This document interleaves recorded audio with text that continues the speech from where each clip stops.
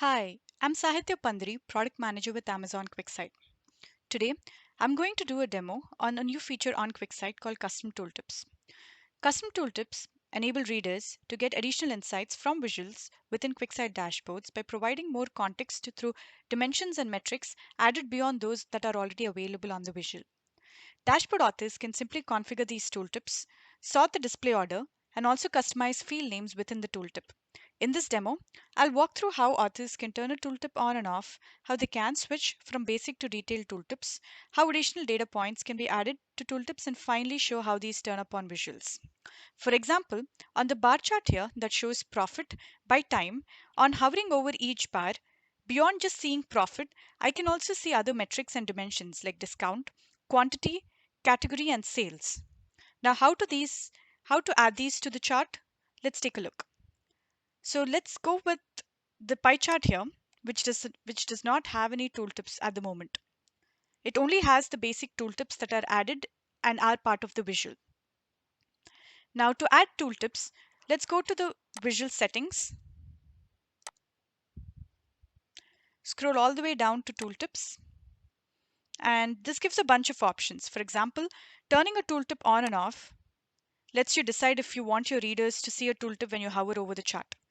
Let's turn this back on, and you can choose between basic and detailed tooltip. Detailed tooltip allows adding additional insights or additional metrics and dimensions within a tooltip. And you will see other display options such as showing the primary value as a title here. Primary value is the primary group by within the visual. For example, on this pie chart, standard class, which is actually the ship mode, is the primary aggregation or the primary group by. On turning this off, displays ship mode as a key value pair, just like other metrics and dimensions available on the tooltip. Let's go turn this back on. The second option is showing aggregations. Within a tooltip, you could have metrics and set them at different aggregations. For example, profit here is aggregated as sum. So turning this off removes the aggregation, and this is helpful in scenarios where your readers already know what the aggregation is. Now let's look at how to add additional fields within. So to add any new metrics or dimensions, simply choose Add Field, select the metric or dimension to add. You can add a custom label here,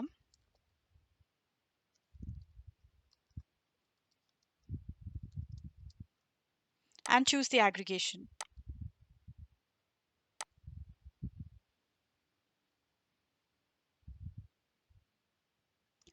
Let's add another field, and this time a date field,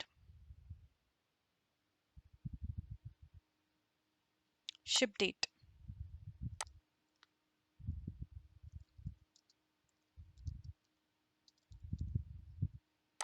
This has multiple aggregation options. Minimum shows the first ship date used for that ship mode. Maximum shows the last ship date for that ship mode. So let's choose minimum.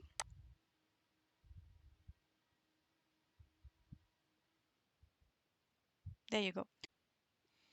Let's now add a dimension. For example, adding city has different aggregation options: count, count distinct, and unique value. Selecting unique value displays that specific unique value for the group by that's in the visual. For example, adding city shows the city in which the chip mode is applicable. But if there are multiple cities, you can choose to show what the value should be.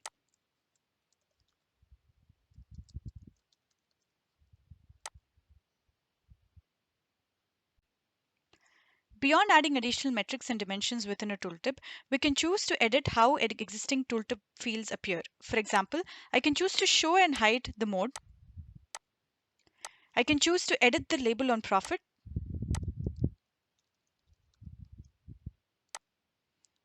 or even hide profit if needed. So to summarize, custom tooltips allow you to show more data to your readers without having to be constrained by the number of fields that you can show within a visual.